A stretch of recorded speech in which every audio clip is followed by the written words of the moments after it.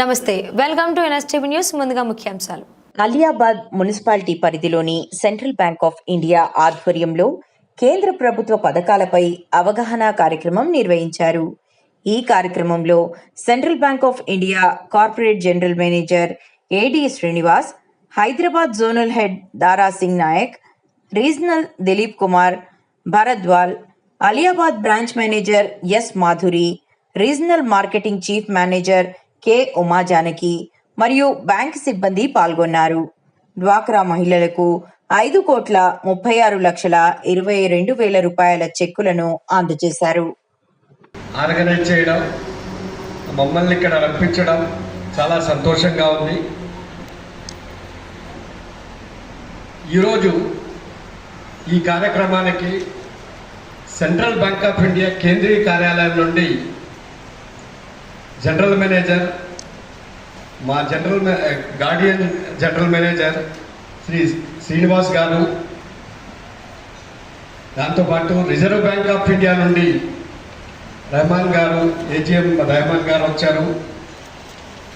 Police శాఖ account ఇవ్వండి, మీ అకౌంట్లో మా బిజినెస్ సంబంధించిన డబ్బులు పడతాయి, 2 డేస్లో మీకు ఇచ్చేస్తామంటే మీరు ఆ అకౌంట్ నెంబర్ కానీ మీ క్రెడెన్షియల్స్ కానీ ఇవ్వద్దు. యూజర్ ఐడి, పాస్వర్డ్స్ 80% ఇవ్వద్దు. ఇచ్చినప్పుడు వాటిని సైబర్ క్రైమ్కి వాళ్ళు యూజ్ చేస్తారు. యూజ్ చేసిన తర్వాత ఆ డేటాలో ఏముంటుంది, మాకు ఫలానా అకౌంట్ నెంబర్ ఉన్నది కాబట్టి ఆ అకౌంట్ హోల్డర్ని పట్టుకొని వస్తాం. కాబట్టి అన్నోన్ పర్సన్స్ కానీ మీ రిలేటివ్స్ కానీ ఎవరికి కూడా మీ అకౌంట్ని ఇవ్వద్దు. ఇప్పుడు వీళ్ళు పెట్టిన ఉద్దేశం కూడా అదే. రీకేవైసీ అంటే మీరు ఎప్పుడో 10 సంవత్సరాల క్రితం అకౌంట్ యూజ్ చేసి ఉంటారు. ఆ అకౌంట్ని ప్రజెంట్ ఎవరు యూజ్ చేస్తున్నారు అనేది తెలియదు, ఆ బ్యాంకులో తెలియదు, మీకు తెలియదు.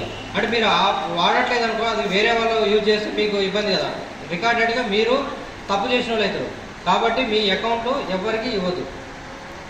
మన స్కీమ్స్ అయిన ప్రధానమంత్రి గారి కేంద్ర ప్రభుత్వ స్కీమ్స్ అయిన PMSBY, PMJJBY, ప్రధానమంత్రి సురక్ష బీమా యోజన, జీవన్ జ్యోతి బీమా యోజన, ఒకటి వచ్చేసి 20 రూపాయలు ఒక సంవత్సరానికి, ఇంకొకటి 436 రూపాయలు, అది కూడా ఒక సంవత్సరానికి. రెండు కలిపి 456 రూపాయలు ఒక ఏడాది మొత్తానికి కలిపి.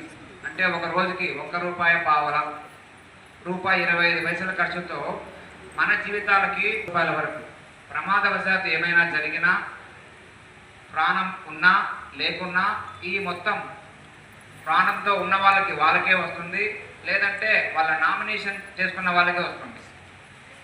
మొత్తం 4 లక్షల రూపాయల వరకు. 4 లక్షల రూపాయలు అంటే ఒక సాధారణ చిన్న కుటుంబానికి చిన్న మొత్తం కాదు, చాలా పెద్ద మొత్తం. ఈ మొత్తం ఏదైతే ఉందో కేంద్ర రాష్ట్ర ప్రభుత్వాలు ఇచ్చే అదనపు సహకారం కాకుండా ఇది అడిషనల్గా ఎక్స్ట్రాగా వస్తుంది. అలాగే APY, ఎవరైతే డబ్బులు సంపాదించుకుంటూ కూడబెట్టుకుంటున్నారో కొంచెం కొంచెంగా 60 సంవత్సరాల వరకు మీరు పని చేయగలరు, ఆ తర్వాత మీరు చేయలేరు. కాబట్టి ఇప్పటి నుంచే మీరు అందులో సపరేట్గా కొంచెం పొదుపు చేసుకుంటే దానికి అత్యధిక వడ్డీ వస్తుంది. 60 తర్వాత మీరు దానిని పెన్షన్ రూపంలో తీసుకోవచ్చు. మళ్ళీ మనకు రాష్ట్ర ప్రభుత్వం పెన్షన్ ఇస్తుంది కదా అంటారేమో, ఆ పెన్షను కుటుంబానికి ఒకరికే వస్తుంది. కానీ ఈ పెన్షన్, అటల్ పెన్షన్ అనేది కుటుంబంలో ఎంతమంది ఉంటే అంతమంది తీసుకోవచ్చు. ఇప్పుడు 40 సంవత్సరాల లోపల ఉన్న వాళ్ళు మాత్రమే దీనికి అర్హులు. 40 సంవత్సరాల లోపల ఉన్న వాళ్ళు దాన్ని ఆదా చేసుకుంటూ వస్తే 60 సంవత్సరాల తర్వాత మీరు పెన్షన్ రూపంలో తీసుకోవచ్చు. లేదు మీకు అత్యవసరమైన మెడికల్ ఖర్చులు ఏదైనా వచ్చిందంటే మధ్యలో కూడా కొంత అమౌంట్ తీసుకునే అవకాశం ఉంది. అది రిజర్వ్ బ్యాంక్ ఏజీఎం సార్ చెప్పినట్లుగా రీకేవైసీ. కేవైసీ అంటే ఏం తెలుసా మీకు? కేవైసీ అని అందరూ అంటూ ఉంటారు. ప్రతి బ్యాంకులో ఒక అకౌంట్ ఓపెన్ చేయాలంటే ఏమిటి, ఎందుకు, ఎలా అనేది ఆ బ్యాంక్ మేనేజర్లు తెలుసుకోవాలి. అలాగే మీరు తెలుసుకోవాలి మీరు ఏమి ఇవ్వాలనేది. కేవైసీ అంటే నో యువర్ కస్టమర్. మీరెవరో బ్యాంకుకి తెలియాలి. మీరు తెలియజేస్తున్నారు ఎలా? మీ ఆధార్ కార్డు, ఓటర్ కార్డు లేదా పాన్ కార్డు ఇట్లాంటివి అంది మీరు ఎవరు అని గుర్తించడానికి. రెండవది మీరు ఎక్కడ ఉంటారనేది మీ అడ్రస్. ఈ 2 అప్డేట్ చేసుకోవడాన్నే రీకేవైసీ అంటారు. మరి అది చేసుకోకపోతే ఏమవుతుంది? మీకు తెలుసు, ఈ మధ్య సైబర్ క్రైమ్లు జరుగుతున్నాయి. మీ అకౌంట్లో రీకేవైసీ చేయలేదు అని చెప్పి ఎవరెవరో ఫోన్లు చేస్తారు. మీ ఫోన్ నంబర్లు తీసుకుని అది ఎక్కడి నుంచో తెచ్చుకుంటారు. బ్యాంక్స్ ఏమి ఇవ్వవు, ఏ బ్యాంకు ఎవరికి ఫోన్ నంబర్లు పంచదు. సెంట్రల్ బ్యాంక్ చాలా పెద్ద ఎత్తున ఒకటే బ్యాంక్, అప్పుడు ఎంసీపల్లిలో బ్యాంక్ లేకుండే, ఎక్కడ బ్యాంక్ లేకుండే. అలియాబాద్లో ఒకటే బ్యాంక్ ఉంటుంది. అక్కడికి మహిళలు పెద్ద ఎత్తున వచ్చి వాళ్ళు రుణాలు తీసుకోవడము, రుణాలు చెల్లించడము ఇలా చాలా చక్కగా చేసుకుంటున్నారు. ఇప్పుడు ఆ బ్యాంకును మార్చడం జరిగింది, పక్కకు మెయిన్ రోడ్కు తీసుకురావడం జరిగింది. మరి ఇప్పుడు కూడా మహిళలు చాలామంది ఆ బ్యాంకులో రుణాలు తీసుకొని చెల్లిస్తున్నారు. మరి వాళ్ళ పైన సీసీలే కానీ అదేవిధంగా వివోఏలే కానీ చాలా చక్కగా పనిచేస్తున్నారు సార్. వాళ్ళు కూడా ప్రతి నెల సమావేశాలు ఏర్పాటు చేసుకొని మహిళలకు కావాల్సిన రుణాలను ఇప్పించడంలో వాళ్ళు చాలా ముందుండి రుణాలు ఇప్పిస్తున్నారు. వాళ్ళకు కూడా ప్రత్యేక ధన్యవాదాలు తెలియజేస్తున్నాం. మరి మా బ్యాంక్ మేనేజర్ మాధవి మేడం గారు, నేను కూడా బ్యాంకులో నాది ఈఎంఐ లోన్ ఉంది, కానీ నేను మేడం పరిచయం లేదు. కానీ భారత ప్రభుత్వము ఒక 3 నెలల పండుగ చేసుకోమని మనకు చెప్పింది.